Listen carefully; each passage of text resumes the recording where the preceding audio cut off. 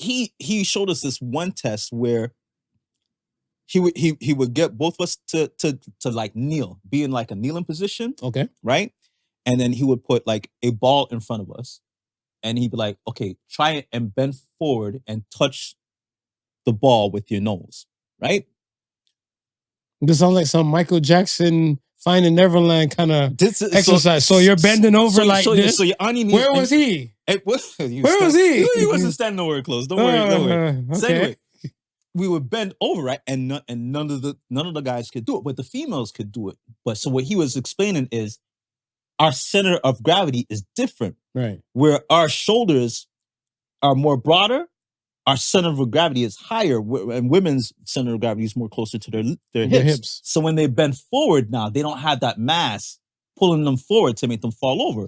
So I was like, Jim Coase never watches Game of Thrones. You never watched Game of Thrones? You ever seen Brienne? Brienne was questionable. Brienne was questionable. Yeah. So that's something like, I don't know. Her center of gravity probably like mine. The podcast, you can't win. Talking a good game, you can't win. Topics never lame, you can't win. Win. Watch your average Joseph. Marvelous. It's ridiculously funny. What's up, everybody? I'm Marvelous. And I'm not your average Joseph. We are the Podical Sons. Let's start the show. Like, comment, subscribe, all of the above. All of that. At Podical Sons. All social media platforms. All streaming platforms. Podical Sons Podcast. And podicalsons.com. We are here. We are here. You could be anywhere else in the world, but you're here with us. We appreciate y'all. Thank you for rocking with us.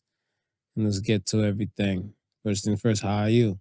I'm good, my brother. We just celebrated wifey's birthday yesterday, and she's still ecstatic over it, so I'm happy about that. That's what's up. How about you? How you doing? I'm recharged. You charged? I'm recharged. You're recharged. All right. Because I had a lot of, I want to say, wasn't that really that bad, but I think the past few days and stuff, like during the week. Right. Yeah, I've been waking up early like a crackhead for no damn reason and stuff, whatever. Like, I think roosters are still asleep when I'm up. Yeah. And I'm vexed because I like to sleep at the last wire. So say one time I woke up and I had to pee and my alarm is set like before 6. Yeah. And I looked at the clock and I was like, I'll hold the pee until the alarm go off. Right. But I'm waking up like now like 4:10. One day was like 4:50. Another day was like, I think like 4:20 something. Like, this is some bullshit. Yeah. So one day, one of those 4 o'clock days, I slipped back into slumber for like an hour. And then when I heard the alarm going off, I'm like, you know what? God bless. Kept it pushing. You don't take much to make me happy nowadays. As I said, if the batteries and stuff is recharged. I feel like with me, okay, so I have to have my headphones on deck, because if I wake up like in between the hours of 4 and the time that I'm supposed to get up, I it's hard enough for me to fall asleep, period. But if I wake up during that time, I need to just be like, okay, let me put on YouTube and make YouTube put me back to sleep. Otherwise, I'll just lie there like in just Wonderland. I don't know what I'm doing, but I just can't fall asleep. So hold on. Now let's get to let's debunk some shit real quick now. You fall asleep during watching regular movies. Why you can't turn on like a regular movie and just set that bitch up and just go right back into La La Land? You know what? I probably can, but because the YouTube is just one click there. Like if I go into like Netflix, then I gotta search for something to watch. YouTube, I'll just tap it. See, here's the thing. For me, I don't fuck with the Lord of the Rings, as you guys know. Most people, if you're listening and you don't know, fun fact, Marv can't fuck with Lord of the Rings. There's too much walking and talking. Right. For me, yeah. I feel like they need a vehicle or some more horses and stuff besides the one that Gandalf was on. More horses? I don't know. So I look at stuff where when I see Lord of the Rings and stuff, like especially what's the first one? The Fellowship? Is that the Fellowship one? No, that's something The Hobbit. No, not the Hobbit, like that piece. That's even the prequel shit. Right. It's like the first one was like Lord of the Rings, and then the other one was like What's the Just other whatever shit? the first one was. Whatever the first one. Whatever See, the first I one don't was. even fuck with it like that because I sleep. Yeah. So I'll go on YouTube. Right. I put on Lord of the Rings walking scenes. Yeah. Yo, sleep will come fast. I'm there. I'm like, oh, these guys do all this. And I wake up and stuff to like darkness or some shit because the video would be like 10 minutes long. Yeah. I'll be gone. Yeah, you'll the be 6 minute mark. You'll be in. KO. So that's what I'm saying. Like, you need to chase the dragons and stuff, whatever. That would take you right back to La La Land. And if YouTube is that dragon and stuff, then you're blessed. If it's not, and you get caught up in some information and everything, and your brain comes awake, you're screwed. No, bro. Even like the interesting stuff. If I'm in bed, even that's what took me so long to take into the Cat Williams. Like, I fell asleep, and I was like, okay, you know what? I'm gonna have to just do this while I'm awake, sitting at something, right? And the part where I stopped at, when I went back and started it all over again, I was like, shit. All this stuff, there's a lot of stuff that I missed. So that means I was in and out during that shit. Gotcha. Well, sleep is a factor affecting too many people. And I realized that. And a lot of people, they're still playing sleep poker. Yeah. Like some of my coworkers, like, I'm like, damn. They're like, why you look so tired? It always pisses me off when people like, oh, you look so tired and stuff, whatever. You're so young. Bitch, mind your business. I'm like, you know what I do? Right. They're like, one person's like, no, what are you? I'm like, I'm a stripper. Right? I moonlight as a stripper and stuff. And the times are hard and stuff living in the GTA. They're like, oh. And they're like, are you serious? I'm like, is my life a joke to you? So when I say that, now they get serious. They're like, oh shit, I didn't know. So I'm like, no. Clearly they don't watch the podcast to realize, do I look like a joke to you? Yes, motherfucker. I watch you. You are a joke. I am offended. You were offended? I'm appalled that you I used to have this coworker named Chris, right? And he had the same problem too. He's like, he would just like medicate in order to fall asleep. Like, he's the first person that I knew that actually went to like actual like sleep studies to just figure out like what it is that just wouldn't let him fall asleep. And he'd be like, yeah, man, there'd be like days that will go by and I just won't sleep. Days. Plural. When he said days, I was like, because I'm like, why would you have to go to a sleep study? Right? Like that's intense. He goes, yo, like, no, literally, there's days where I won't fall asleep. I'm like, bro, I don't know how you could do it. I'm scared right now. I think in the youth, like when I was younger, for sure, I remember I went like maybe the longest I probably went without sleep and stuff, whatever, is probably at least maybe like 29 or 30 hours of sleep with no sleep. Right. I looked at it and like, oh shit, I've been awake for like a full day and change. Yeah. Then when I shut my eyes and stuff, whatever, I need at least 4 to recharge. And if I don't get the 4, then I'm screwed and stuff like that. But it's rough out here. Yeah, I had a few of those when I was younger. You come home from the club and it's like, I got work in the next few hours. It doesn't even make sense to put my head on the pillow, because if I put my head on the pillow, I'm not waking up for work. And so just bleach the whole way through, go to work tired as hell. Go to work for 8 hours. Yeah. And then come home and just crash. Okay, at least. Yeah, crash. At least that, right? Yeah. But yeah, hopefully it's not a frequent occurring thing for like most people, because some people stuff that this is their regular life. Right. Where at least I want to say you might have 1-2 events that might set you off, and then the rest of stuff, whatever, you kind of just get back to your norm and able to have those crash moments, man. All right. Let's get it going. So let's see what the polls were saying and stuff whatever this week. So first poll of the week and stuff says, can men and women just be friends?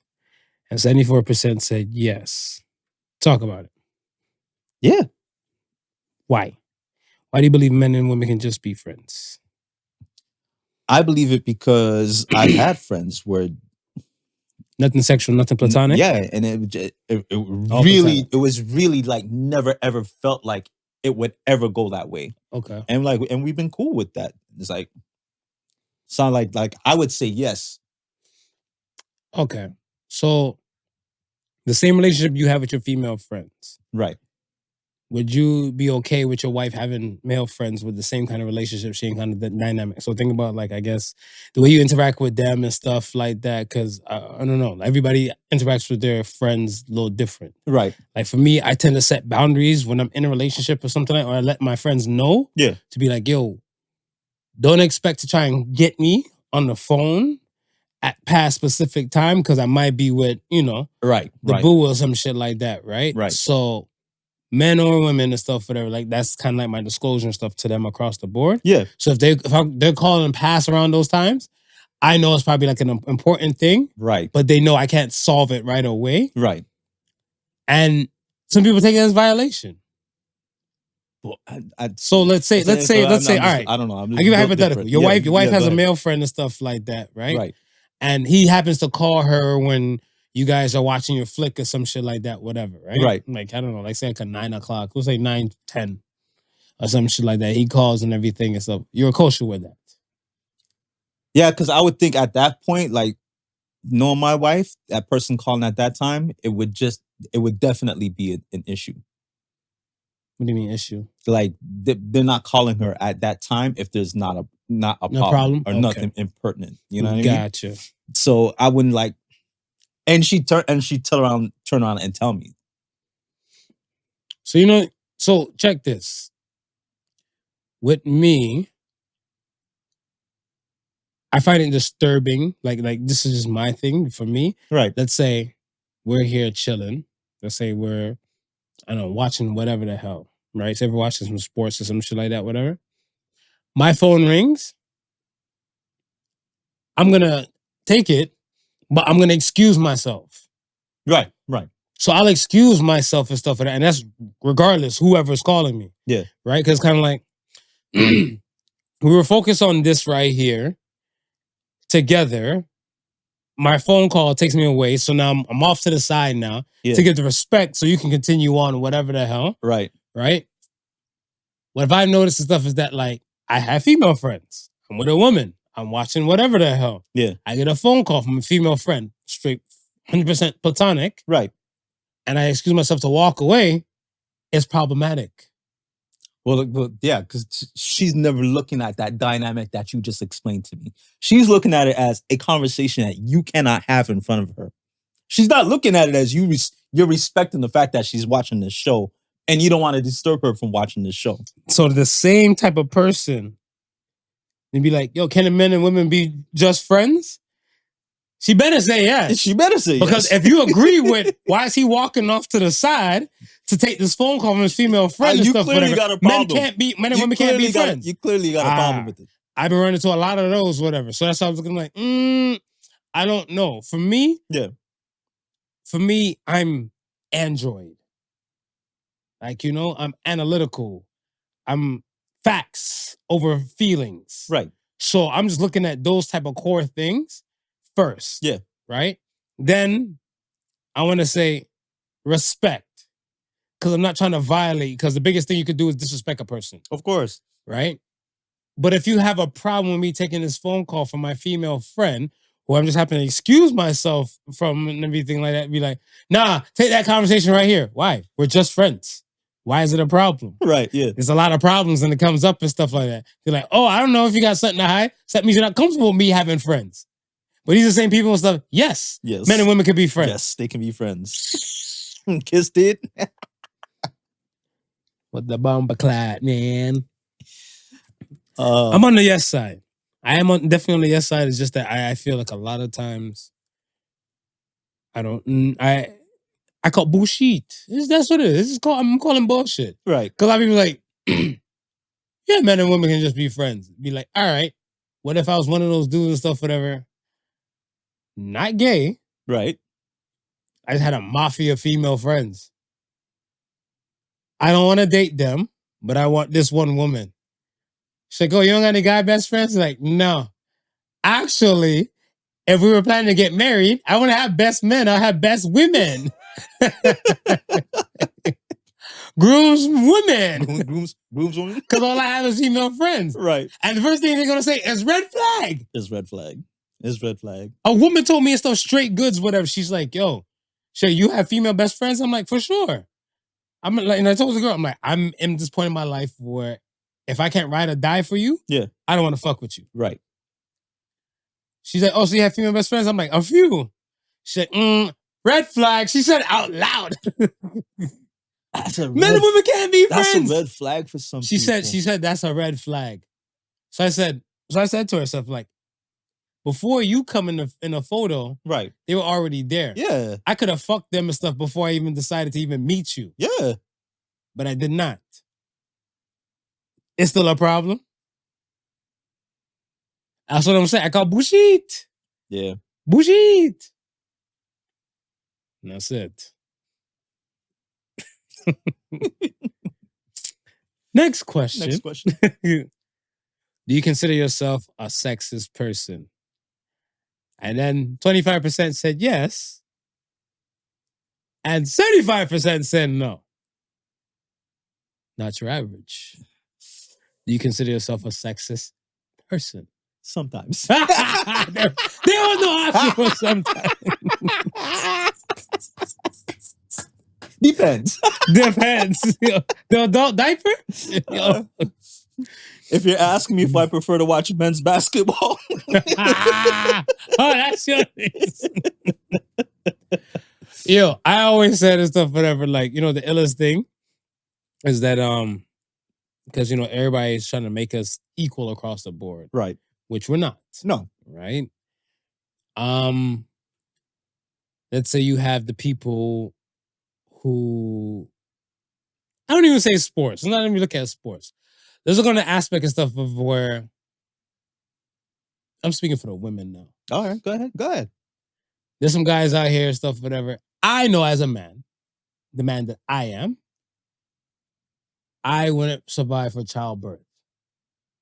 So that aspect of stuff, whatever, we're not equal to. No, women's threshold of pain is built different than a man's I can agree with that. Threshold of pain. You know what I'm saying? So I look at stuff as like, what I'm not about to do is say we are equal. Right. We're not equal. There's some things we just can't do. There's some things that we just can't do. Child. That's one of them. Right. One of them things and stuff, whatever. A lot of them things, like, some action guys, some action-packed people, I don't want to say no names and stuff, whatever, but, they might be preachers, there might be some kind of people and stuff, whatever, but I feel like, hey, some of them, some people in the Rainbow Committee, but even, like to get poked. But even like the just like how you're saying, like the physicality makeup and the threshold for pain and the ability to do certain things from not doing certain things. I remember in grade 7 gym class, right? And our gym teacher, Mr. Bartha, shout out to Mr. Bartha. He was showing us one thing. He's like, he was trying to demonstrate the physicality, the difference between men and women. I'm an asshole. How old is this gym teacher? Was this gym teacher when you were in 5th grade? Because you might as well say R.I.P. Mr. Whoever the hell. You know what? No. I'm thinking. Am I an asshole? Yeah, kind of. Okay. Grade 8 gym teacher. Grade 8? And he was young though. He was like. You're 50 years of hip hop though. He was 20. You're 50 years just like hip hop. So he was in his 20s. So he'd probably be about like maybe 70, 80? Yeah, around there. Yeah. R.I.P. man. Don't write him off yet, man. Let's find out first, man. R.I.P. gym coach. All right, as you were. But so he showed us this one test where he would get both of us to like kneel, be in like a kneeling position. Okay. Right? And then he would put like a ball in front of us. And he'd be like, okay, try it and bend forward and touch the ball with your nose, right? This sounds like some Michael Jackson Finding Neverland kind of exercise. So you're bending over this? So you're on your knees. Where was he? Where was he? He wasn't standing nowhere close. Don't worry. Okay. So anyway, we would bend over, right? And none of the guys could do it, but the females could do it. But so what he was explaining is our center of gravity is different. Right. Where our shoulders are more broader, our center of gravity is higher, and women's center of gravity is more closer to their hips. So when they bend forward now, they don't have that mass pulling them forward to make them fall over.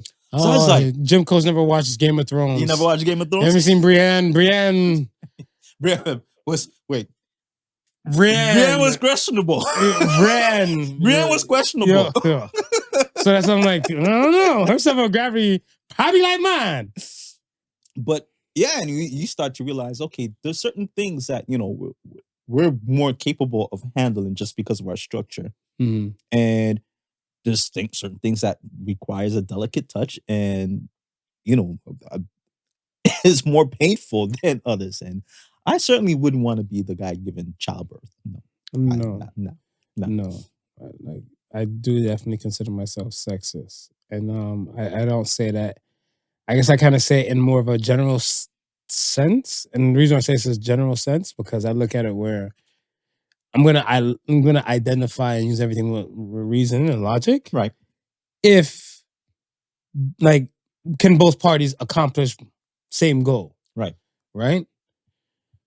Let's say, with saying that now, can men go jogging with their shirt off and stuff like that and no one bat an eye? Absolutely yes. Oh yeah. Can women go jogging with their shirt off and no one bat an eye? Absolutely not. No. So there's no equality right there. And there's two type of expressions that's fallen. Men with the goggling. I said men with the Google phones. Google phones. Right. Men with the goggling, and then women with the disgust. Ooh, you know, women hate women more than men hate on women. Bro. I have more female friends and more female family members that will call other women bitches and hoes more than I hear men that I'm around called bitches and hoes. Right. I hear more rappers and songs called bitches and hoes than my guys, my personal circle of life. Right. But a woman would be like, oh, is it some bitch, some broad, some hoes? Like a 3 6 Mafia, this bitch, that hoe kind of song. So yeah. You're right. Yeah. You're right. And that's what I'm saying. That's doesn't make equal and stuff for them. And I look at it where some of them are nitpick. Like when I have these conversations with specific women, right? Some of them nitpick and everything and stuff. And I always bring those examples and stuff. I'm like, as a man, I know 90% they're probably like, I don't want to swear for all men because I don't speak for all men, but I look at probably 90% of men wouldn't want to give birth. And not saying by choice wise and stuff. I'm not saying some women won't want to and stuff, but I'm like, in nature. Yeah. How many men have given birth? Yeah. To a child. Listen, men barely even want to be in the room when their significant other or wife is giving birth, much less be the one who's doing it. Yeah. Shout out to my son. Shout out to both my children. Yeah, I was present. I did it for you. I was present. I was there for you. I manned up. If it was for me, it was for you. Nah. No. Nah. I like to see vagina in its glory. When I get access to it, I don't want to see it and stuff, whatever. Like, but my son, for circumstances, he was C-section. Okay. So I look at it stuff as like where still, but even though cutting through those layers and the muscle and everything, I don't want to see that. I don't want to be there for all of that. Yeah. Everything. I did it for my son. Yeah. Good man. Good man. I'm trying my things. Salute to all those people who said they're not sexist. I just say, really question yourself. Bullshit. I don't know. But yeah. Oh, yo. Speaking of the kids, as a parent, I'm starting to realize this stuff. This question has more of a Thanksgiving turkey leftover effect. Okay. As a parent, do you want to be wanted or needed? Because remember, I asked you before, do men want to be wanted or needed? As a parent. Yeah, do you want to be wanted or needed? Because if you're needed, you still have to do all the providing and stuff for whatever, right? Yeah. But if you're wanted and stuff, I want to say maybe my mom said that most kids and stuff, they go from making their parents into taxi and bank machines to financial advisors, right, and friends, right. So it's like everything with kids costs something. It's always gonna cost you something, and they always want to go somewhere or they want to do something, whatever. So there's validity behind it when she said it. There's validity. There's a lot, and then she's like, "Yo, it comes to a point where they're not using you for those aspects and stuff, for it, but be like, they might come to you like on some reasoning type of stuff, whatever, right?" And I guess the loans might be more increased. So let's say, Dad, can I have $20? Dad, can I have $50? Dad, could you buy me this? To be like, you might need to transfer some dollars, some hundreds of dollars. Some hundreds. Yeah, with the Dr. Phil hands, like, it's going to be some substantial amount, father. I'm going to need $1,000 and like 6 months time to pay Yo, you back. Yes. Yes. So now as a parent, you want to be wanted. Wanted. Talk about it. Yeah, because I think needed is the point where I feel like I haven't taught you what I was supposed to teach you, to put you in a position to help yourself. And I'd rather be wanted,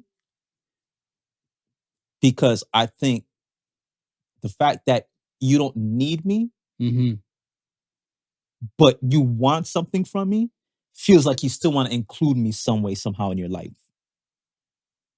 I like that. Yeah. Yeah. I'll echo that. Same. Yeah. Same. Yeah. Because I was looking at it, so I looked at it from the other side, right? Like from the needed aspect, because some people, I feel like in today's times, a lot of people are having more or less kids than they were before. Yeah. Right? Yeah. And a lot of people, like, they live for their kids. So I have a coworker, and it was the funniest. I remember we went to orientation together like a long time ago, which actually she retired. She just retired recently. Okay. But I remember we went to orientation and they were doing all that type of stuff, and everything was like, my kids. It's like, oh, so what are you doing? I'm like, my kids. Everything she kept saying was like, it's my kids. I do it for my kids. I'm here for my kids. Kid is always the kids. I was looking like, yo, one day they'll have their own life. And what do you do at that point? Yeah. You know what I'm saying? But then some of them and stuff, they add themselves on to their kids' lives. Yeah.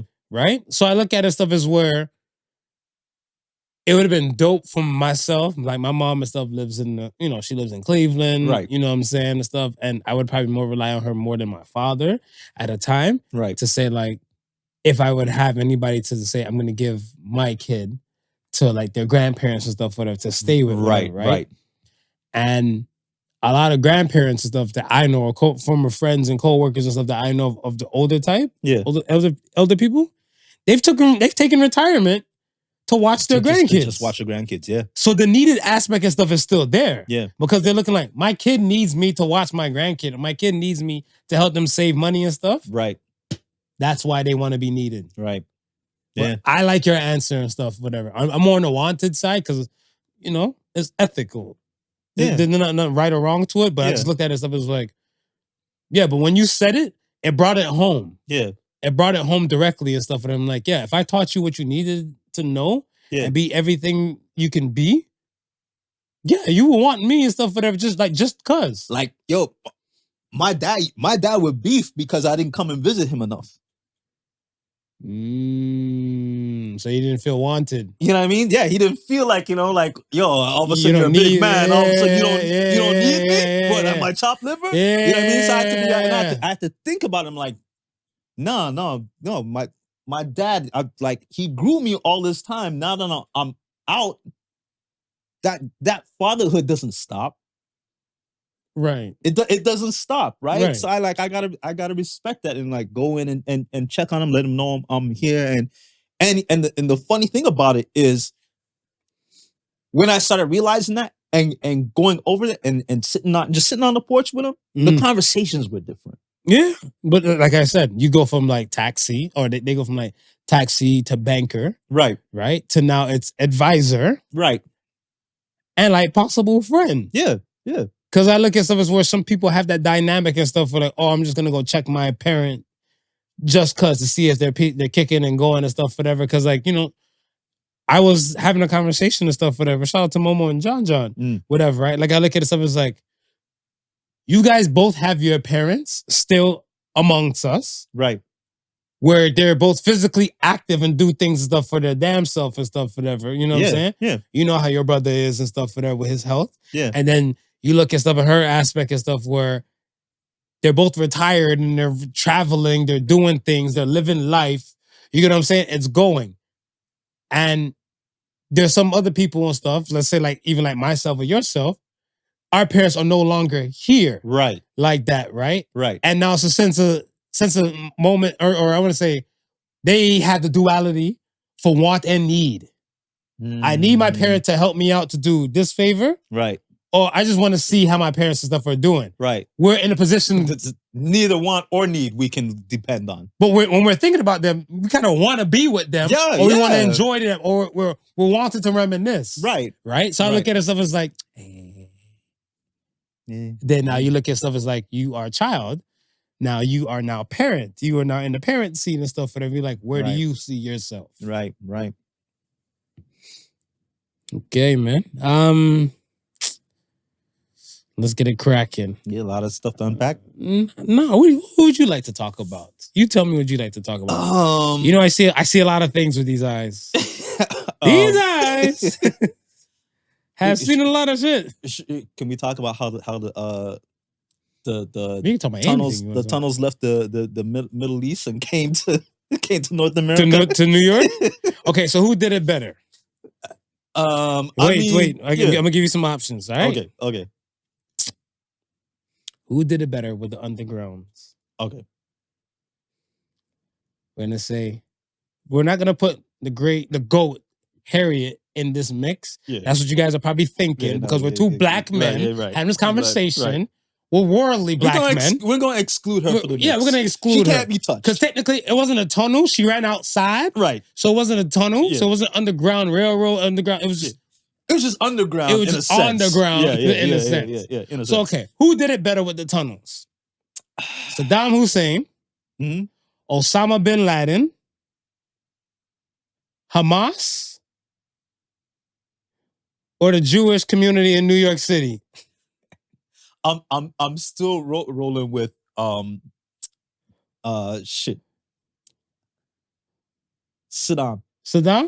They caught his ass though. They did catch his ass, but it took a while to catch his ass though. He was rolling through that underground network for a good while. I mean, Bin Laden too. He was rolling. Bin Laden, but they caught him on a compound. Bin Laden had a stack of Playboy, and he had like TV sets underneath it. No one made more mixtapes and more videos than Osama. I promise you. Yeah. Osama got it popping. Even when ISIS came out, ISIS and stuff was doing their thing, but they weren't dropping videos and stuff. Like they were doing more beheading videos and everything, and like recruitment stuff, whatever. Yeah. Osama's still true to the game. Like sometimes the beard look extra white, sometimes they look darker. You're like, is it just for men? Is it beige? Are these old tapes? Are these new tapes? He had a nice setup underground. He had modern necessities. Very true. He had it. But we can't forget the cartels with the cross-border tunnels. But those ones, I feel like they kind of still do it good. However, those are on like an open land, right? Right. So I look at the stuff as like, yeah, it's kind of like out of sight, out of mind. Right. Now New York, though, jeez, you're in New York and it's tapping into 4 other buildings. That listen, man. Listen, I don't know if any of you out there are construction workers or any of you who like mine mines, but I'm pretty sure to go like maybe 5 feet, it takes like, maybe more than a week of solid rock. I've watched Shawshank Redemption twice in my life. Right. And it wasn't a 2-day. And these are no proper tools. Yes, right. It wasn't a 2-day. It wasn't a week. This boy was digging. Yeah, okay? Yeah. These people can buy tools from Home Depot, right, Rona, wherever the hell they see fit, and get it cracking and get it popping. In modern day time, in a first world country, in one of the greatest cities in North America. 4 buildings. It's a network. It's a network. It's definitely a network. I'm not a fan of the fact that how those Jewish men, because in their religion, some men and women don't really, I guess, kind of study, right, or learn in same type of settings. Yes. So this was predominantly men. Yes. And boys. Yes. There were 9 arrests that were made. The videos that I saw, they were assaulting police officers, New York police officers. They were very belligerent. Highly. Yeah. And then Eric Gardner came into mind. And I was like, one black man, 3 cops. Mhm. You have an army of these people. And Yeah. I say these people and stuff, whatever, because I look at it stuff as like they're Orthodox Jewish people. Yeah. In this spot, attacking the cops who uphold the law and stuff and everything. So now they fully, I want to say low key, they kind of went kind of black. Remember we had this discussion? Right. You go by the laws of the land or you go by the laws of your culture.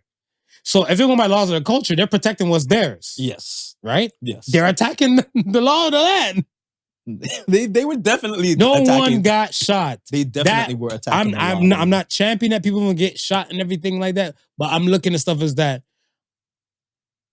we're not even equal on race, much less to be sexist and stuff. You know what I'm saying? Yeah. We're not equal. Yeah.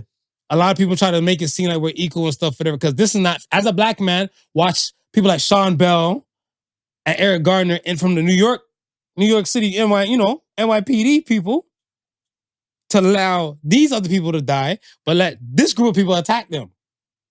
And once they did get them under, they were like, they had them hand in hand, walking out peacefully. It was nothing about it was forceful. Bullshit. Nothing about it was forceful. No, it was very different.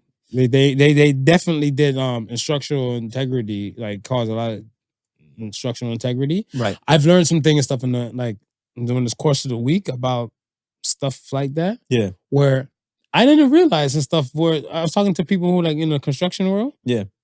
That certain things, like if they build a building or they build a house, right, certain things has to sit. Because like certain things, like I want to say sit or set. Yes. Yeah. And that's the reason why like most of the property places and stuff will come by and come check and stuff and see like, okay, right, the house was done to completion at this day. You guys moved in this day. Within a year time frame, what certain things might never sat properly, you know? Right. Or set in properly. Well, I remember when I was growing up and, families were buying houses, they would tell you like, don't do anything in the basement for at least 3 years. 3? Yeah, for at least 3 years. Because it's saying it takes that amount of time for the house to like finally like settle. And then you have these buildings that have been settled for a bit, but right. I want to say rust, like I want to say erosion. Let's say erosion. Yeah. Erosion will take place. Yeah. And these guys will continue just to kind of dig through to kind of make their network and stuff of tunnels. There was a guy, I think his name was I don't want to say like he was the rabbi, and they said he was dead from like allegedly. Some people said that he's still alive. Okay. And they said according to stats and facts that they have that he died in 1994. And this particular synagogue was more of the hub for him and like I want to say more so his followers. Right. So they kind of went there to get the lessons and stuff, and it's just getting too small for the time. Okay. Because let's say from the 90s that this building has kind of been there. Yeah. Like the amount of followers and people and everything and stuff. And a good portion of the people I heard came from Israel to come there specifically to like this particular building. Right. But you had people I understand protests. Yeah. Type of things, right? So I seen few of them in the video stuff that I seen in the tunnel. And they're like, we're not going nowhere, like P. Diddy and stuff, whatever. When they should have been gone like Russ and you. And they were in these tunnels. And the fact they were connected to 4 other buildings, that's crazy, my guy. That's when I first heard about the tunnels, right? My thoughts was, okay, like where are they going to, where are they coming from, and why? Like, why would you need a set of tunnels? Like, I can understand why drug dealers would need a set of tunnels. I could understand why freedom fighters / terrorists / whatever you determine how to describe them would use a set of tunnels, right? But the Jewish community and Jewish faith. So one of the things that they tossed out was just saying, well, it was during the time of COVID when all these lockdowns were going on, and these people still want to practice their faith. So, they use these networks of tunnels to avoid being out on the street. I don't know if I drive with that one. I don't know if I drive with that one. Yeah, I know. I don't give a damn about that one because I look at it stuff as like, okay, so you can't walk. You have to keep set parameters, Right? For like, let's say, COVID distance on the surface world, Right? Because we gotta talk like Ninja Turtles and Master Splinter now. So on the surface world, 6 feet apart, but you're in these tunnels, you can't even get 6 feet. But it's okay to just walk past, morning, whatever time it is underneath the tunnels that you're seeing each other. You're that close. A sneeze can go 10.7 feet. Yeah. So they can sneeze in a tunnel and shit just be in there lingering. Right. Why so many people? No, we're not. Miss me with that. I'm not a fan. I'm not a fan of stuff of like, I want to say the instructional integrity aspect because I get upset when I even see like those meth labs and stuff or those. Oh, in the neighborhood? Like in the neighborhood, because I'm looking like, yo, you're endangering other people, man. Yeah. You're endangering other people. You're just only thinking about yourself at this time, but you're endangering like the surrounding people. Like picture if you weren't in, say, sinkholes is a real damn thing. Marv, the fact that people were in their apartments and saying that they were hearing weird noises. Problem. That's a problem. That's a problem. It's a major problem. Yeah. It's not happening far enough that it does not disturb. If you can hear it, that's close to home, literally. Yeah. Yeah. It's wild. Oh, what a wonderful world. On to the next. Yo, I wanted to talk to you about tell me if this is an example of dirty macking. So I heard DJ Akademiks. He was talking about a particular basketball player. Well, fuck it. We'll just say it and stuff since it's already out there on the record. Danny Green. Danny Green. Right? Yes. You know about the situation now. Now I'm gonna explain it more so for our listeners and stuff, whatever, but then I'm asking you and stuff too. So Akademiks and stuff, he has his woman. Right. Danny Green at the time was freshly married. Yeah. Newlywed to his wife. And Akademiks was going into his girl's DM. Right. Right? She was responding, she was entertaining the shits and stuff, whatever. Violation right there. The violation right Violation there. right there. Yeah. But Ak now once he got wind of this, he went in on Danny Green's wife and said like, yo. So he tried to tit for tat? Yes. And the wife's like, no, and he's like, yo, your man is DMing my woman. Right. He sends her the screenshots proof. He's like, yo, if you're trying to go after my woman, I might as well be right to go after your woman. Right. Is this dirty macking? Yeah. Or is it just petty? Because remember, dirty macking. No, it's petty. Because dirty macking, that's what I'm saying. Dirty macking is your intention is to get the woman. Right. Right? And I don't think the woman itself was on his radar to get. Yeah, I was thinking of something because I know it's not revenge porn because they didn't do anything. They didn't really do anything. It was like, this is like revenge dating. Yeah, because I was looking at him like, that's foul. Because I want to say like, I'm at a moral. The reason I'm at a moral dilemma. Yeah, because yes, this man just violated you by coming after your woman. Yeah, right. But you went and fucked up his whole world. So does that make it fair? Because he's trying to fuck up your world. I'm gonna say. All right, I'm gonna say revenge dirting with a slight. Revenge dirting. Revenge dirting. What is that? Revenge dirting. Maybe because I'm trying to combine the two. Revenge dating and dirty macking. Oh, okay. Revenge dirting. All right. New word. Only on Podical Sons. Go ahead. Simply because if he was going after Danny Granger's wife. Mm-hmm. You about to say Green Ranger? Because that's his Instagram. I was going to say Danny Ainge. Oh. But I was like, poor Danny Ainge. Like, how did I get drawn into this? Right? But I'm saying, if you're going after for to get back the revenge, then just go after it. Why would you need to pull in all this other stuff? The fact that he pulled in the text messages, that's the dirty macking part. You get what I'm saying? Yeah. Because he didn't have to do all of that if you just wanted the revenge. because so if you're right, if he just wanted the revenge and stuff, but because I looked at the whole situation as like, it was messy. It was messy. The whole totality of it was real messy, but I looked at it where I'm scratching my head. I'm like, fam, you're trying to encroach into my fucking happy world, but my woman's already in violation. Right. Because she's entertaining your bullshit and stuff, whatever, because he said this is fresh after Raptors one-day ship, right?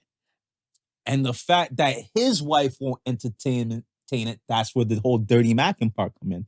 Because now you're saying, well, shit, I can't do this on my own merit. Let me make you hate your husband first. Because that's what he tried to do. Make her hate her husband, then try to slide in. Oh, what a tangled web dating week. Dirty dating. Dirting. Dirting. I was like, dirting? It's dirty. Dirty dating? Dirty. It's dirty.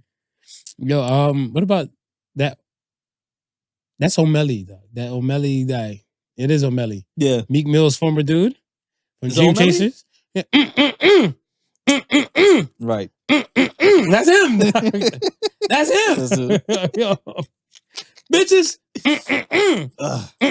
You can't forget him. Just run a search through your Google. Dream Chasers freestyle. What is it? Funk Flex? Or was it Sway? Sway in the morning. Type in. You know what the hell I'm talking about. He went from, my beef with him is he went from a yes man to a free informant. Yeah. Why would he snitch now? My thing is this. We talk about yes men and yes people and all the above in your echo chamber and stuff, right? Right. Wrong is still wrong. You witnessed these monstrous acts and stuff. He called out several events. Yeah. To the live and stuff about how he saw Nicki Minaj. Now, Nicki Minaj, she came out and said Meek Mills was not a nice person. And she didn't really go too much in detail compared to like how this dude went in. Right. I get she's speaking her truth at that moment. Yeah. But you as a man or you as this person's friend, you saw this. Yeah.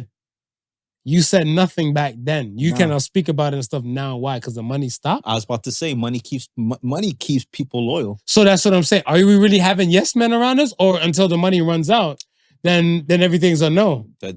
I think that's what it is. I think that's definitely what it is. Because I'm looking like, this is now free informants now. Mm-hmm. Because you're doing this for clout, and I'm assuming you're thinking clout is going to now get you some change? Translate.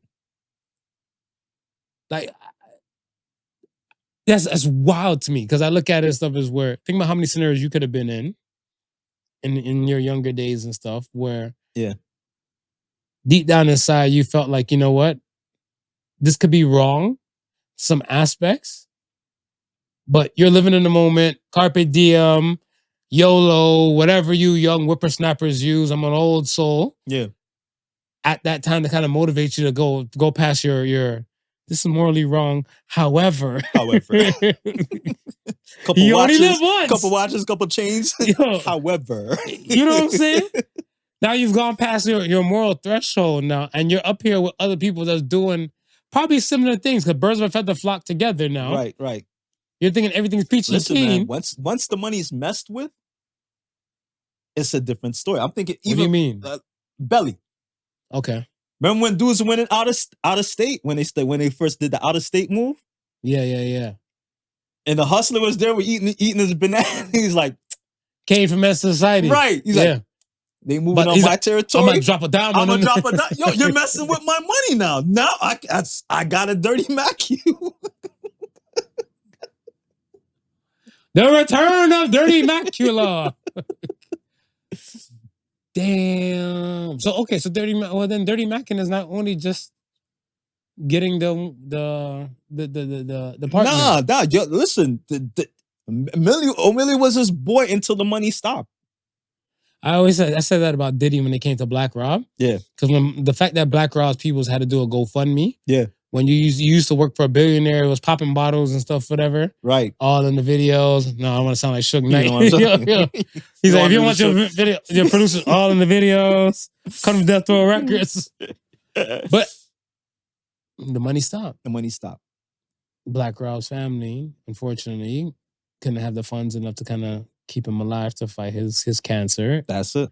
and he passed. So I'm looking like, I guess when the money is now involved, like, so what does that say about friendships now? Friendships, friendships in those type of circles is shallow. But what is in those type of circles? Because I look at this stuff as where picture, these are people's and stuff. You day one. Like if I looked at 4 photos of them, right? Where like in Meek Mill's high time prior to all of this, and to young Meek Mill's when he had the braids. And him and Dude side by side, taking photos because this is his brethren. Yeah. Right? I look at it stuff as where you're coming up, you're in the game and stuff, and you're coming up, things have gone well for you and stuff. Isn't it customary to kind of just nice the peoples that have been with you from the day one? Of course, right? But here's the thing to that, right? A lot of people will pretend to be for you because they know you're going to be on a come up. And if I can be there at the beginning and pretend long enough, I can receive a payday when you make it. How do you separate the wolves from sheep's clothing? That's a hard thing to do, man. But it's something that you got to learn. It's something you got to figure it out because there's a lot of wolves out there, man, in sheep's clothing. Right, because I look at it stuff as where even if you have people like I look at Lloyd Banks. Lloyd Banks came to mind and stuff, and Lloyd Banks, I remember he was saying about 50 never pushed him or blah blah blah, or 50 never really tried to make him be that kind of dude. And he said he knows his bars is better than 50. But 50 admitted that a long time ago, many years ago. Yeah. Lloyd Banks has that flow. Yeah. Right? But it's also much you can really do for a person. And then now, in the beginning, again, if he was a yes man to 50 and stuff, whatever, because we're talking about from mixtape time to like the Eminem deal, right, to the 50's album to G Unit and all the above. Lloyd Banks has been present. Yeah. Right?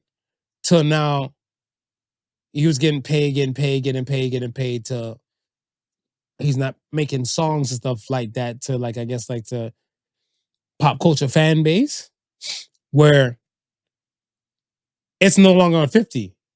It's more on you, but now you want to come out as a free informant now to start dry singing. Well, I was gonna say with the whole Lloyd Banks thing, you took what you could take from 50, except the go getter attitude, and that's probably the most important thing that you should have took. That is probably the most important thing that you should have took from 50. That his resiliency and his work ethic. Because then you could have took that and you could apply that. You could have applied that to anything else that you wanted. You didn't even have to stay in the rap game. Yeah. That. You didn't have to stay in the rap game. But if you just took that attitude with you, that's it. That's it. I mean, but going back to the whole, the whole being loyal and stuff like that. Up to now, we haven't heard Shine shit on Diddy.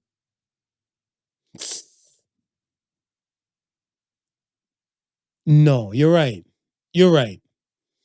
But I feel like there's some things to play behind the scenes. There's just I had to have a conspiracy theory stuff pertaining to it. Of course. I think my theory and stuff is that things needed to get done for Shine, and Diddy has probably been a roadblock to Shine. So it's kind of like if you can't beat him, join him. And the reason why I say that, I look at it where when Shine got locked up, right. I think it's Dipset, a few peoples and stuff, whatever. Like they always will go look for Shine and go holla at Shine, all that type of stuff. I don't recall them saying anything too much about Diddy making some moves and stuff, whatever, right? No, right. Who's to say? Then when he gets out and stuff, he goes straight to Belize, right? No, he was Jewish. He turned Jewish. He turned Jewish, and I think he went to Israel first. He went to Israel. I've seen some footage with him by the wall and talking to rabbis and stuff like that. Yeah. So he I don't know if he converted, but I feel like he turned Jewish, went out there and probably tried to do what he can do and stuff, whatever, but the name he had and stuff. And I feel like Diddy's probably put like stoppages to that shit and stuff, whatever too. Right. Because remember, Diddy just released publishing last year. Yeah. For the artists. Yeah. Right. And I want to say something like the Bad Boy track with Barrington Levy. it's a slapper. It's a huge And that track, gets man. played in like so many places, and like how you always talk about the mechanical royalties, these royalties and all that type of stuff that kind of go with it. Yeah. And you don't own the publishing. If I'm not mistaken, it was in one of the Bad Boy movies, no? Tons. It was in from there to even like commercials and even just instrumentals and all that type of stuff. Right. So there's a lot of action movement going about for that man to kind of get paid, but it wasn't going to him. Right. Then eventually I heard him going to Belize and that his father was this type of person, but he said his father has always been that kind of person. So I'm looking like, so you didn't need Diddy, really, in the beginning. Yeah. Yeah. Necessarily and stuff, whatever, right? But certain pieces can't move properly for the things he's trying to do. Right, right. So now you come out with Diddy, was it last year? Maybe 2022? When Diddy had his mega award for BET, the Lifetime type of award. Yeah. And he came out with Shine and like, oh shit, Shine. That was like the first time ever that Shine performed his own damn song. Yeah, yeah. Right? So I'm looking like, oh, Sean Combs. The plot thickens, but we're already here now. I've been saying this about Sean Combs many moons ago. Yo, is there a connection with messing with Sean Combs and then going into some form of religion? Mace became a pastor. Loom went Muslim. And Shine went Jewish. He went Hebrew? He went Hebrew. Okay, can we establish a connection? Yeah, because Diddy's the devil, and they realized they need some form of a religious deity to get away from the devil. To get away from him. All right. Say case solved. Case solved, man. I just, like I said, the loyalty thing, it's hard to decipher when, I look at it from both sides. Right. You're a yes man. I'm agreeing to your bullshit. I'm telling you, Smooth, no, don't do it. You're a married man.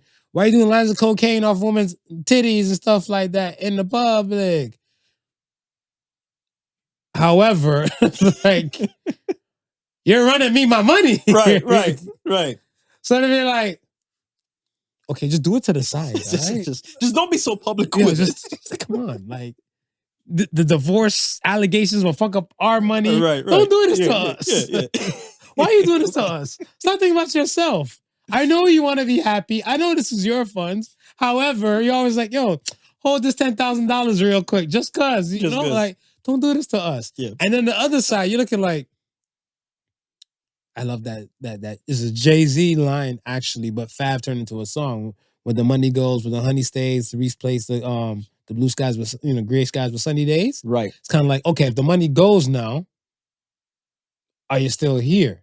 And I realized the stuff that, like, again, the Lloyd Bankses, the Omellys, like when the money goes, this is foul. Yeah. Should you really waste your time to be loyal to certain people? And that's what I'm saying. You really gotta know who your network is. How do you decipher that? Man. What is your quickest or best solution that you would have to decipher if somebody around you and stuff is a wolf in sheep's clothing? Do you put them through a test? Yeah, you know what? It's got to be a situation where, man, it's not that easy. It's not that easy. It's not that. That's what I'm saying. You're saying I hear you where you're coming from. But it's not that easy. I think it has to be a situation where the person that you're with also you also see that they have something going on, and that they have something willing to lose, and not only that they have something willing to lose, that they have something that they're fighting for. They're not just hanging around with you. You know what I mean? They're not always fighting. We're all fighting. We're always fighting for something. But for instance, right? Yeah, we do the podcast together, right? But we also have other things on the side separately. Correct. And we want to see each other win at the stuff that we do separately, right? So regardless if this does what it does or not, right? Mm-hmm. We're good. But if you got somebody who's around you who's never doing or never on anything, now you gotta start thinking, you know what I mean? When you're asking them, say, yo, like, you don't got no dreams or ambitions, and they can't tell you what their dreams or ambitions are. You cracked the code. That's what it is. Then obviously they're hanging off with something. So would you say it'd be better for you to be friends with a person who has ambition or potential? Because if you're looking at them and stuff, like say you're the one on, right? You're the one on and stuff like that.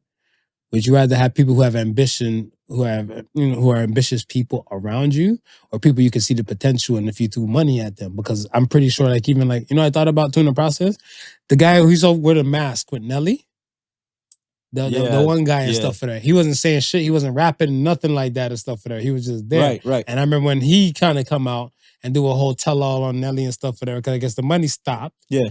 And Nelly's like, yo, you could at least try and like sell the mask, because that was your trademark thing. Right. Maybe at some shows or some shit like that, whatever, right? I think Nelly saw that potential that he could have possibly did that. Right.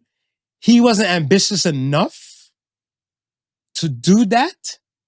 So I'm looking at stuff as that you would only want ambitious people around you. And I was, when you asked me that question, I thought about it for a quick second, and ambition came to my mind. That's interesting. Ambition came to my mind because even if you had the potential, I could give you everything that you need. You may not act on your potential. There's a lot of people out there that don't act on their potential. Oh, that's a fact. Confirmed. Right? And the people that we know who've made it, they were ambitious. Mm-hmm. So yeah, I'd rather have ambitious people around me. Because you know what? They're going to go get it, regardless or not. They're going to try and go get it. And that's what I'm saying. Like, if you see somebody and you got friends, he's like, you're telling them, no, hold on, wait a sec. I'm gonna crack the code and I'm about to get this paper. And they're like, all right, you go ahead and work. I'm still going to do this on the side because I've always wanted to do this. Or I've always felt like I could do this. And I'm not waiting on anybody to do this. I'll hang around with you and I'll help you achieve what you're doing. But understand, I got my own dreams and aspirations too. Mm-hmm. If you got people around who have their own dreams and aspirations. Okay. One more question and stuff to add to that before we move on. I heard Jay-Z, I think he was talking with Kevin Hart at the time on Kevin Hart's podcast, right? Right. About like family members, him going home for like family dinners. Yeah. And family members ask him like, yo, man, if you give me like 50,000 and stuff that'll put me on and stuff like bomb, everything will be on. And Jay-Z like, yo, that's not how this works. Right. Right? Now, here a person is in front of you who are once on, who are on now, right? Right. They come to you, they have an ambition. They have the ambition to do X, Y, and Z. Would you give them the money? Because you don't like, remember, it's not like you're seeing the potential in somebody. Yeah. But they come to you with like, let's say, I don't know, and I'm not speaking for like the person that Jay-Z is talking about. Right. But I don't know how the layout and stuff is. Because a lot of people, I've realized that most people's problem when it comes to businesses is lack of resources and lack of information. Right. So I look at it stuff as like, it's not as simple as I sell you like 5 phones and then next thing you know it, the money I make with that, I flip it because I got these phones for cheap. I'm going to open up a cell phone place and stuff like, you know what I'm saying? Right. And sell cell phones and stuff. I like a small kiosk or something like that. It's not that simple. But a person just has a vision on how the business might potentially go that way. Yeah. Or hope, to, someday, like, I'm selling these phones out of my cars. Then I get a store. Then I get a kiosk. Then I get a store. Show me that you're working on your vision. Even before I even step in. And I'll say that to say this.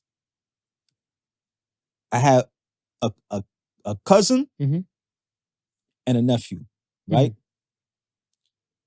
Mm-hmm. Around the same time, right? Similar times, mm-hmm. they came to me and said, I want to rap. Help me or put me on, right? Mm-hmm. I was in the position to say yes at the time, right? Mm-hmm. But I've been in it long enough to know that you can't put on everybody because you don't know who's serious from who's not serious. And at the end of the day, you're only as good as your name, right? Facts. So to both of them, I said, okay, let me hear something, mm-hmm. right? Only one of them came back to me You were there with the day, right? Mm. Shout out to Sean Payne. Love you. One of them came back to me, right? Mhm. And said, yo, Unks, listen to this. We're listening to it. And Not a bop. all right. I'm the second guy rapping. You're the second guy rapping? Okay. Now I know that regardless with me or with or without me, you intend on doing this. Gotcha. You're not waiting on me, right? I said, okay, go ahead and prove it. You went out and proved it to me, right? Then I said, okay, my next test. I gave him a CD full of beats, right? Mm. I said, pick 2 or 3, write to it, come back to me when you're ready to record, right? He came back to me with a whole entire mixtape. Nice. I didn't bring him to the studio. He knows I could have, but he found somewhere where he could go and record it and brought me back an entire mixtape. So, in a nutshell, I'm just saying, paraphrasing, cut me off and whenever you're ready. Yeah. You should align yourselves, or you surround yourself with people with their own personal ambitions. Colin Powell, R.I.P. him. Yeah. He said, a leader is a person that motivates others to achieve their own personal agendas. And I feel like that's the dopest definition I ever heard for a leader. Yeah. With that being said, you as this one who kind of quote unquote got on and stuff, whatever, instead of having yes men around you, you want ambitious men or women per se with their own visions. They're already trying to carve out their dreams. So then therefore, if shit don't go well, it's kind of like they won't really shit on you because you help provide. I can almost, well, no, I can't say I can almost guarantee you that because I don't know Jay-Z like that. But if that same family member had the requirements that you were saying, if when he went to speak to Jay and said, gave him the idea and said, look, this is what I've already done. This is what I've started. This is I've started already. I'm working here and here and here. What do you think?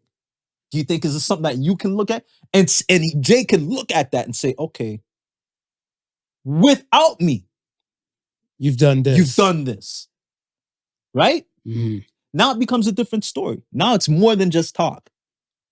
Everything else is just talk. And Omelly, kind of like Meek Mills now, used his name that he climbed on, created Dream Chasers, and it's like, yo, you're one of my day one people.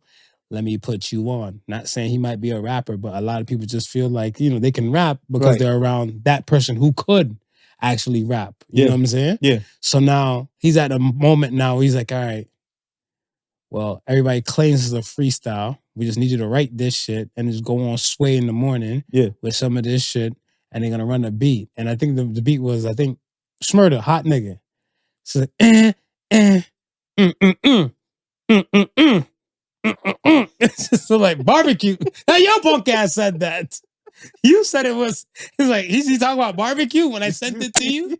I was like, you're right. He's talking about barbecue. But I look at it stuff as where, again, he didn't look at his other ambitions. He looked at the potential and said, dude, put him on. The money stopped. And here comes the free informants. You know who is a great example of ambition, and then someone seen the potential and they took it and ran with it? Rich Paul. Rich Paul. I was gonna say Dr. Phil. Dr. Phil. Dr. Phil too. Because Dr. Phil was just a little segue. Yeah. On the Oprah show every now and then. And I heard that he wasn't really a doctor. Yeah. And then eventually he became, I guess, like a doctor, like on paper. Right. And look where he took the game. He took the game. But look at Rich Paul wasn't a manager. No. You know what I mean? This is your boy saying, yo, I'm gonna make you my manager because I know I gotta give you something, right? So at least let me put you in a position where you look like you're not getting something for nothing. But he didn't sell himself short. He learned what he had to learn. He had to He understand could have the stayed game. being a manager for King James. He could have stayed there and been nice, but no, he expanded on that and took it where he's gotta go. He don't gotta manage King James no more. No. Ambition. It's the ambition. And it kind of goes back to, again, like, this is so funny how so many of the things of the podcast, the things that we do talk about, they're connected to so many other things as well. Right. One big circle. Because it's kind of like, you basically, or I don't want to speak for you, but you kind of sound like you want people who are ambitious and have their own thing going on. If you have the opportunity, you help put them on. Oh, for sure. So now you don't want to be around the others who just have the potential. So you kind of segregate yourself from the pros from the cons. And again, it goes back to me seeing and being in the business and seeing people with so much potential. Wasted talent. And wasted it. Felt that. Okay. Let's get to the question of the week. Question of the week. Question of the week says, where has pain served a purpose in your life? Oh, man. Driving force to help me go forward. Like, just the amount of no's that had crushed me gave me the strength to just push through any other no that I've heard coming after that. You know, some people and stuff, they succumb to the pressure and they don't really, be great. Yeah. Pressure busts pipes, and pressure also creates diamonds. Right. So I look at it stuff as where the part you're talking about, I don't really see that happening too much in this world. I'm only, my vision is also limited to what I can see. Yeah. Right? Not saying it doesn't happen, but I always feel like a lot of people now, I don't know if it's the character makeup, if it's the household teachings, the lessons from the families, but I don't feel like a lot of people can take pain like how they used to. No. Not even like in a proverbial, like physical kind of sense, but it's kind of like, hey, go talk to that woman. She told me no. My life is ruined, whatever, right? Compared to like before, you got to know, it's like, how you doing though, friend though? You know what I'm saying? Yeah. I feel that those ones who can just take the pain and keep, or take a licking and keep on ticking, right? They're in a few far and wide now. They're heavily in the minority, especially like I want to say, like in jest, we say like the Gen Zs and like the alphas and stuff are super sensitive, in the world we live in, this is hypersensitive and stuff like that now. Right. Where you might take a little joke and then you just keep it pushing, or you don't even take it as offense. You're not offended by it. But then someone else hears the same exact thing, like, my life is ruined. Yeah. I can't function. I'm psychologically like traumatized. They go in, I'm looking like, I'm crushed. Like when I hear people like triggered, I'm triggered. That everything you hear in the world is gonna be on your side. No. Why do you have to mention that you're fucking triggered and stuff? That's triggering me. But I look at it and it's like, the weather is not like this. I'm upset. Can you control the weather? You can't control the weather, folks. You can't. Why do you need to speak about it? Yeah. And as I said, we live in a hypersensitive world now where people can't take a licking. If the weather's hitting them one way and stuff, whatever, I got the winter blues. Move to another country. That's why I constantly shut down people around me who tell me that they're having a bad day. What do you mean you're having a bad day? Like, the day is 24 hours. Like, we're not even halfway through the day yet. How do you know you might not win the lottery in the next 2 hours from now? That's a fact. That's a major fact. You're already defeating the day by saying you're having a bad day. Speak on it. Talk to things. For me, I think where pain served a purpose and stuff was, I definitely want to say, there was a time where I got out of a previous relationship. This is before I got married. Right. I got out of a previous relationship and stuff, and I wanted to shout out to H.O. We had this conversation one day and stuff, and a long time ago. And I think that kind of slowed down some things with women. Yeah. it kind of put a perspective and stuff on it. He's like, yo, so he said to me one day, he's like, so every time your dick gets hard and stuff, whatever, you just have to go find a woman to help put it down and stuff like that. I was like, yeah. Duh. Are you dumb? Are you dumb? And then he's like, yo, you have to be able to master your sword and control your urges. He's like, that's part of like being I want to say that guy. Right. You know what I'm saying? In a proverbial sense, whatever. He's like, well, it's kind of like, the dude, that guy, right? Yeah. And I took it into strides and stuff. So now when I'm free from set previous relationship and stuff, I didn't want to just fall back into like the root after this conversation, because it's kind of like, better, you're supposed to do better. So, and then I try to do better and stuff too, right? So it wasn't like I was just trying to just jump in and just hook up with a chick to go sleep with and stuff, whatever. It was more a situation that if I had these urges, I would tailor it to do other things. And I actually, that was another time when I did another marathon. Okay. Right? Because I looked at stuff, it's like, all this pent up energy. You're damn right, boss. Boss. It's got to be released some way, I put them headphones on and stuff. I went jogging on the block. That's it. And then after that, whatever, after the jogging on the block, I got focused and stuff, whatever. I was like jogging through the parks and shit. Right. I was focused. I was like, I could do 5K. And then the pain aspect from it was that because I've come to understand that I'm a lover man. Marvin, champion lover. But for me, knowing where I am and stuff, the person that I am, I do take relationship pain a lot hard. Okay, right, and I do feel it and stuff. Contrary to some people believe that Marv has no emotions, Marv is just a robot, fucked up and everything like that. Yeah.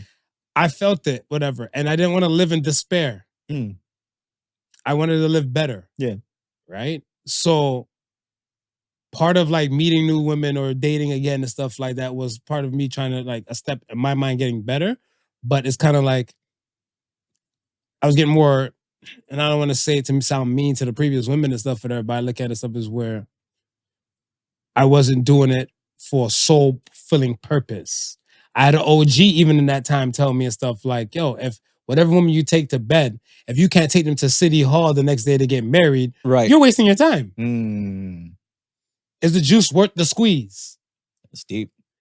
So that plus what, other friends said and stuff, whatever, I'm like, I was using these things to kind of fill the void from the pain. Right.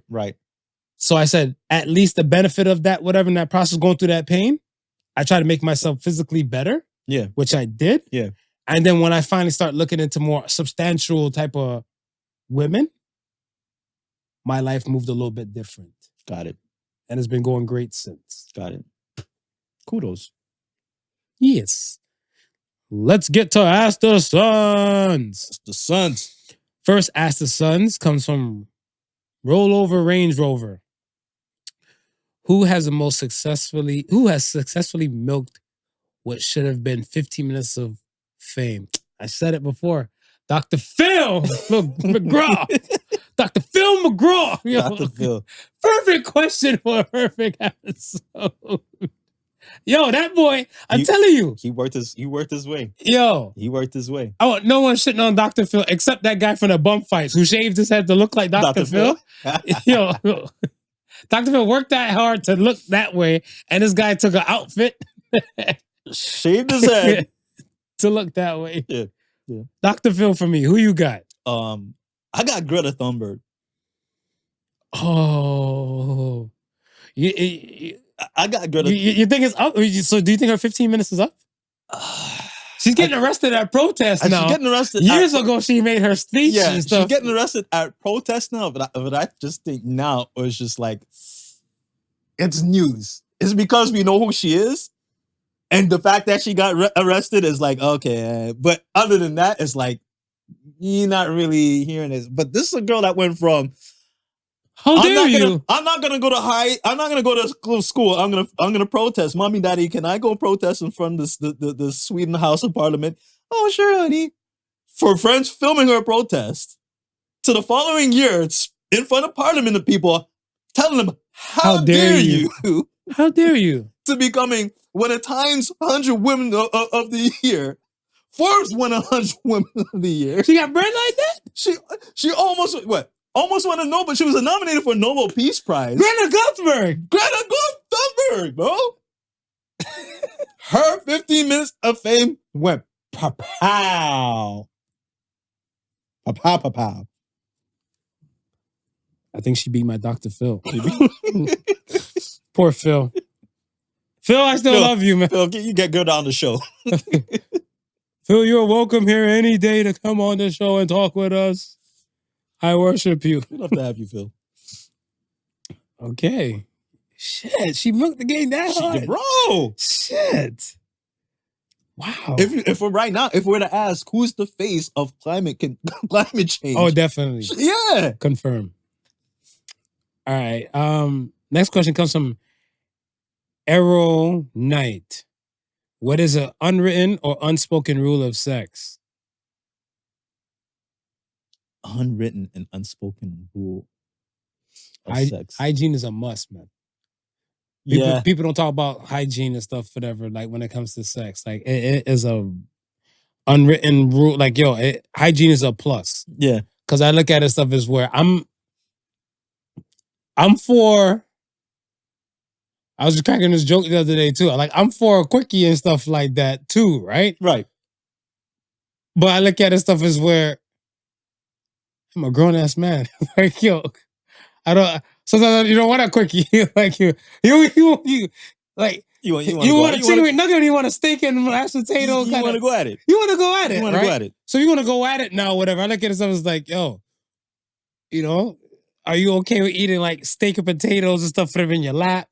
Or do you want a table? Yeah. A nice setting with a nice. You want the setup to be proper for you to do what you want to do. Right.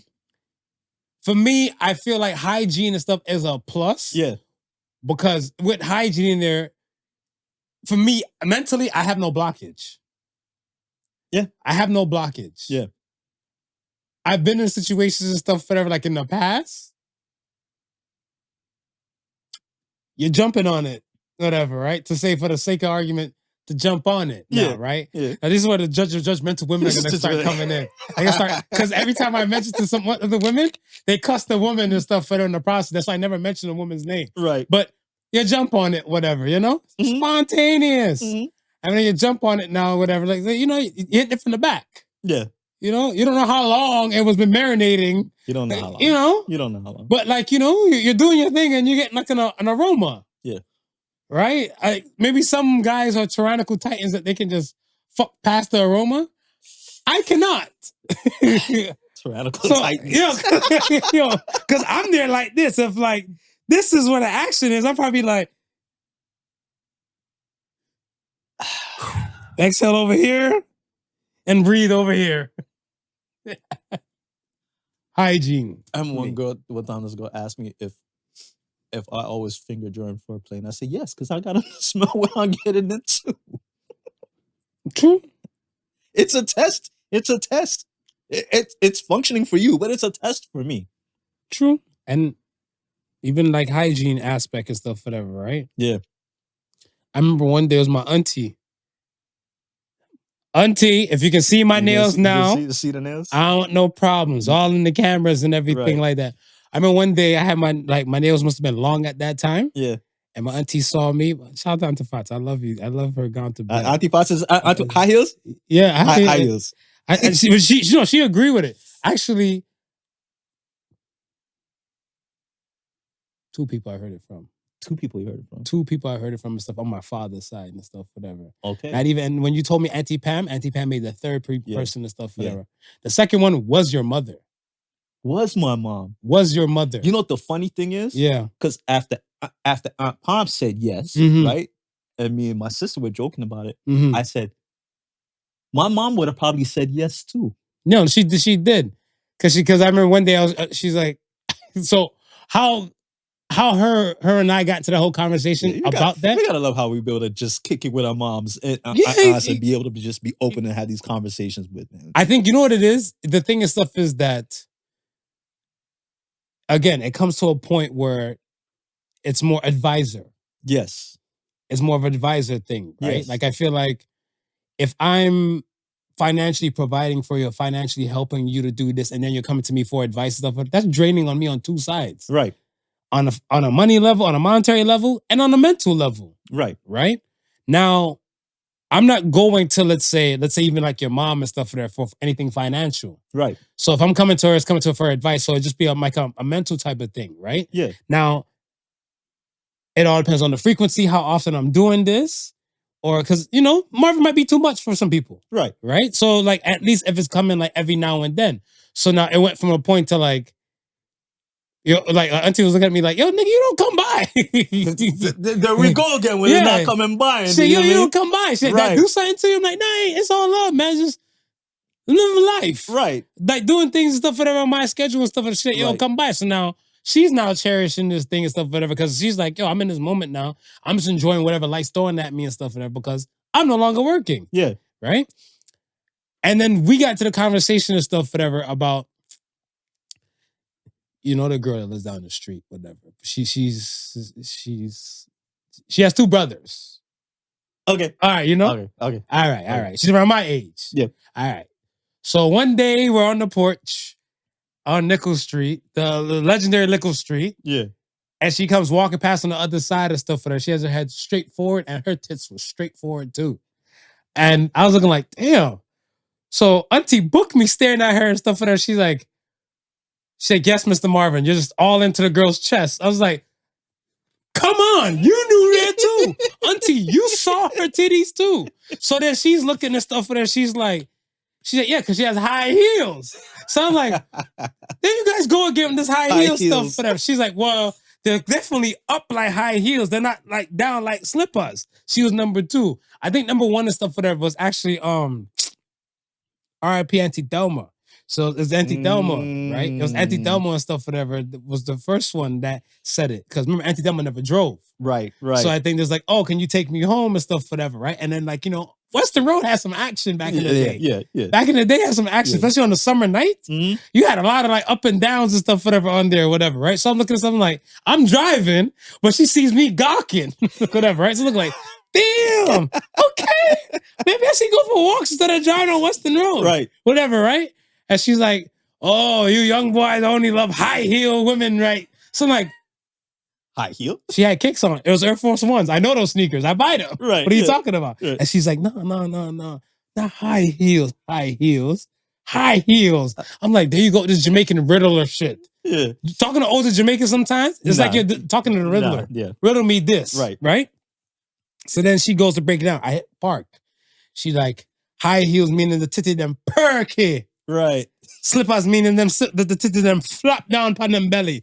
And I was like, I like that.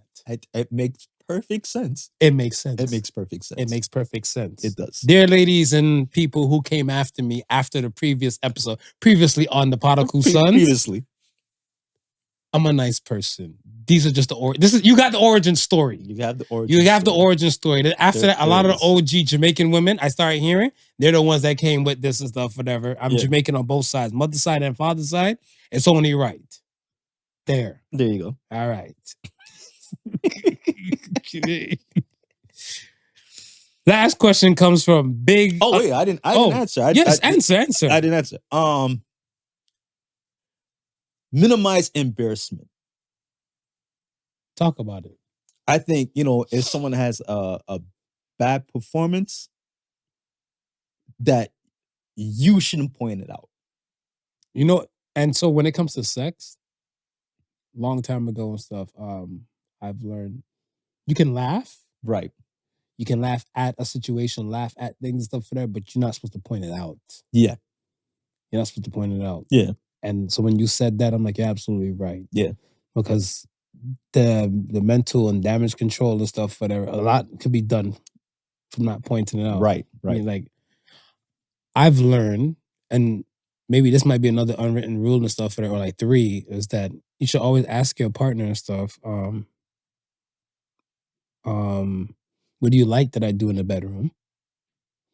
What do you don't like that I do in the bedroom? Yeah. And what is something you would like for me to do in the bedroom?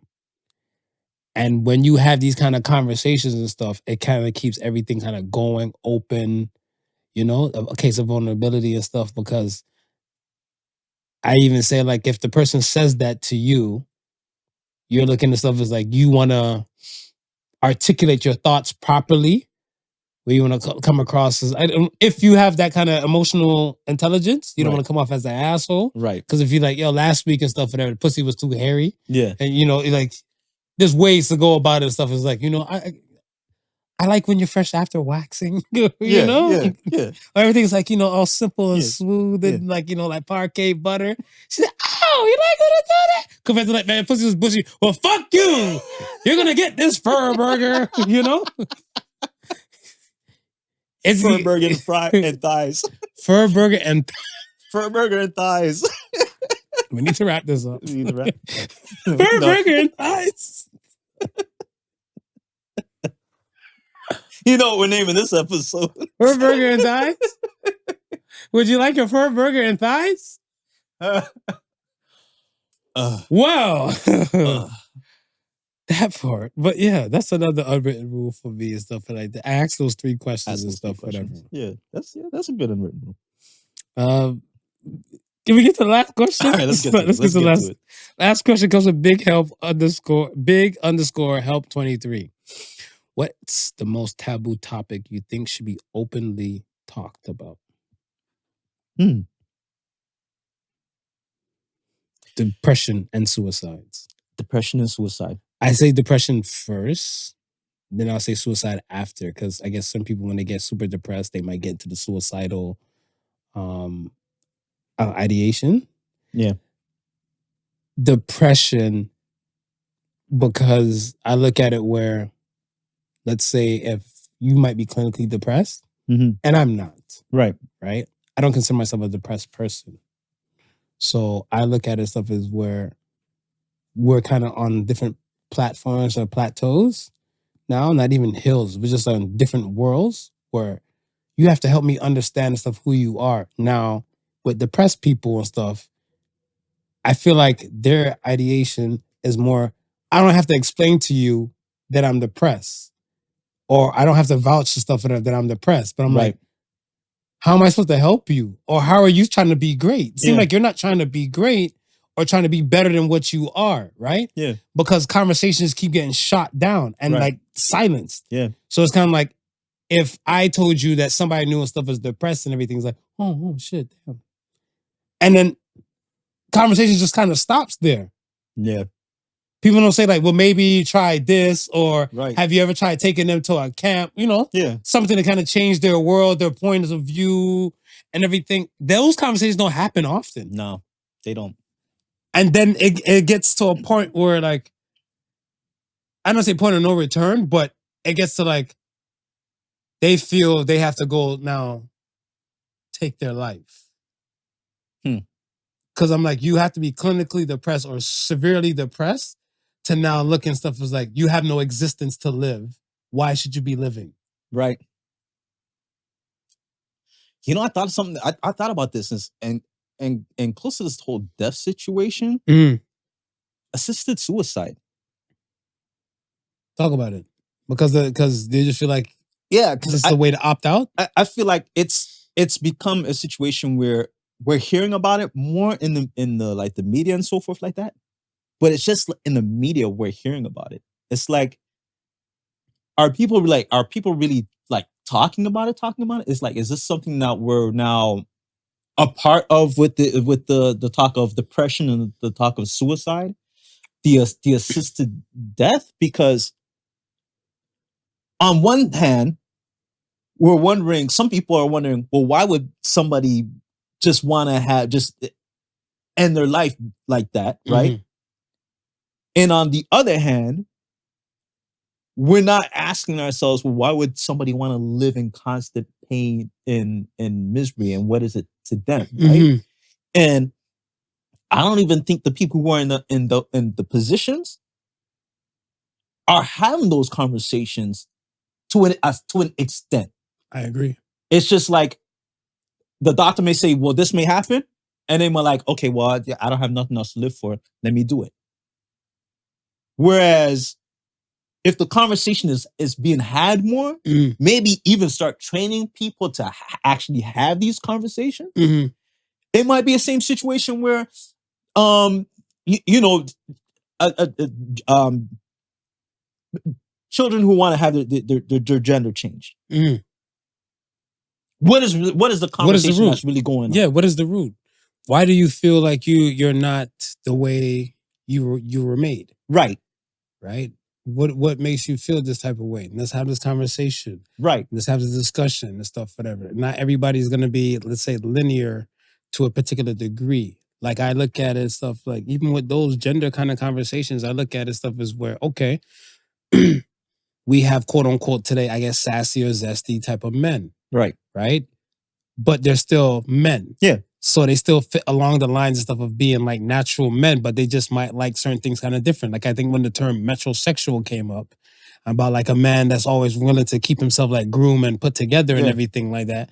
Now they got segregated from regular guys or like the blue collar, fix it and build everything types. Yeah. And now there's a whole industry around men grooming themselves. Mm-hmm. But then you had those people and stuff in the beginning where those conversations weren't being had. And they've questioned sexuality to like, the whole queer ideology and stuff, whatever kind of came up and stuff too. Because conversations get shut down so often. And like they make it seem like these topics and stuff would be so damn taboo to talk about. Yeah. But again, it's communication and compromise. You're like this. Communicate, tell us how you feel, and see the best way we can help you to get to possibly the next step. If not, let us try and point you to the proper direction. Right. But when it comes to kids, I look at it stuff as most of them don't even know what to eat. If you got to tell them what to eat or go eat and do type of things and stuff, whatever, they should not be allowed to make life-altering decisions. Yo, shout out to MC Bizzle. Bizzle said some of them can't even decide what their bedtime is. Simple. Straight like that. Yeah, but yeah, assisted suicide. I think there needs to be a bigger conversation around that. And it shouldn't just be something that we hear on the news. Oh, this hospital or this government just legislated this, What's the talk around it? You know what I mean? What's the ins and outs about it? Because maybe, yes, in certain situations, maybe it might be appropriate for a person. So maybe not. Working in healthcare, there is like anything you want, right, you can question. Okay. Like let's say, especially if you're a patient in a hospital now, right. Hopefully, if the hospital and stuff is communicative and responsive and stuff to you. Yeah. Not saying every hospital stuff is the same, but I look at it stuff as this is where the aspect of what me saying manners can get you every frigging where. Mm. If you're a decent patient and you're kind, you're decent enough to your nurses, and if you turn to them and say like, I just would like some information on medically assisted suicide. Yeah. They'll give it to you. Mm. They'll give it to you. And if that nurse doesn't come to you and stuff, whatever, and hook you up like you asked them and stuff, whatever, say like a day went by and stuff, right? You can report her and you can actually say like, I asked the nurse for set information, never received it, and it can go a little bit higher and they will give you the information. So it's not like the nurse will be fully penalized. It might go against her moral core, or she might even just forget. Right, yeah. Because they have so many other patients to kind of get to and stuff like that, right? Yeah. But the information is still there, especially within in a healthcare setting. Okay. I've worked with people before, I want to say not friends, but associates and stuff. Yeah. We've worked together to the point where they've lived a good portion of their life. Yeah. 2 of them. And they went with the medical assisted suicide route. Okay. One was a heavy chain smoker, like cigarettes. Right. She actually worked in respiratory. Mm. And she's so used to seeing how the patients she used to deal with, how they had a time. Right. Till it caught up to her. Right. And yeah, she just said no.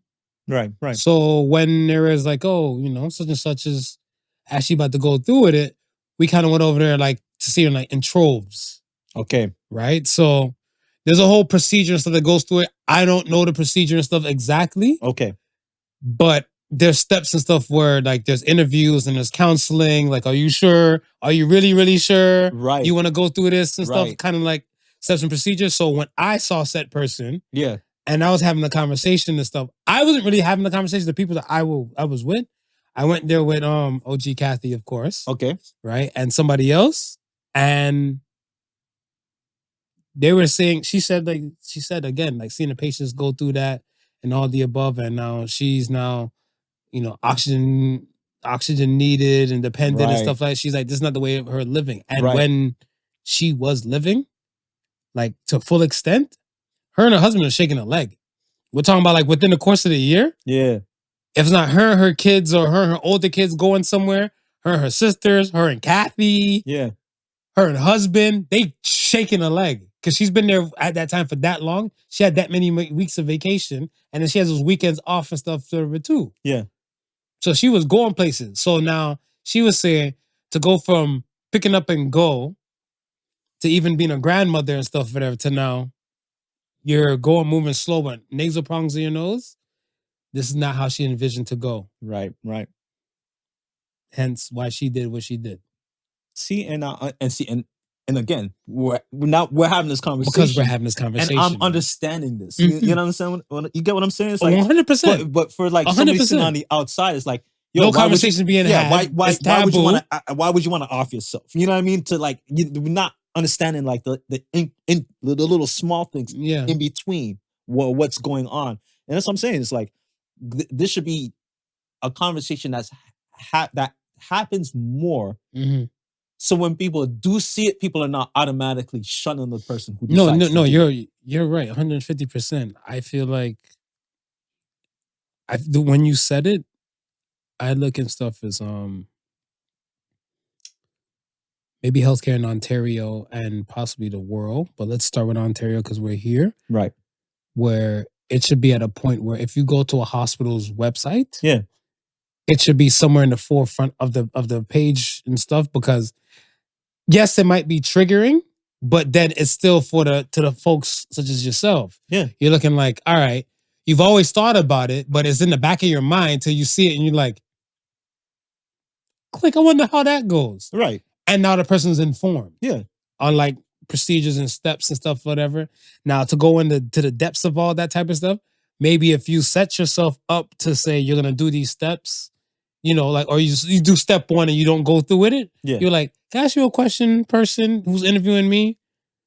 Do people seem like they're for it? And then a conversation is now had. Right. It's no longer a taboo topic. Right. Yeah. So yeah, I get it. Nice. Yeah. Nice question, man. Proper question. Yeah, it's a good question. We are here. Yeah. This is the end. So say the Suns this week. Are you ready? And it's funny. It's just kind of similar to what we were talking about earlier. So say the Suns this week says, don't use all of your prosperity in one place. So says the Suns. I feel like a lot of times when people do get blessed, like even if you even do get like $100 out of nowhere, right, and everything, some people might say, I'm gonna put $100 in groceries. I'm gonna buy $100 in groceries now. Thank you, God. Yeah. Try, yes, it was nothing. You didn't really expect it. Right. When you got it, whatever, maybe 25 in your tank. Sorry, gas prices are hard. 15 in your tank. 15 in your tank. 15 in your tank. Maybe 25 for groceries. How far that could go, or you know what I'm saying? I look at stuff as a lot of times, a lot of people, when they quote unquote like get on, they just try to place everything and like, yeah, I'm gonna put it in my people's. Right. Whatever. And we spoke about people who are not ambitious or don't have the potential, see the potential within themselves. Yeah. So it's kind of like you put your blessings in like, the pearls to swine. Pissing in the wind. It's more a Kelly song right there needs to be made. Kels, get on that from the cells, man. Say less, my guy. Say less. Yes, so say the Sun. So say the Sun. Don't use all your prosperity in one place. So says the Suns. We are here, man. At the end. Oh, good show. Good show. Yeah, man. So once again, thank you all. Thank you. Check all the links. As usual, YouTube, you can see us. All streaming platforms possible. Podical Sons. Thank you for listening to Podical Sons. Remember the difference between genius and stupidity. Genius has its limits. Peace and love. Peace. The Podical signs with not your average Joseph and Sofa King Marvelous.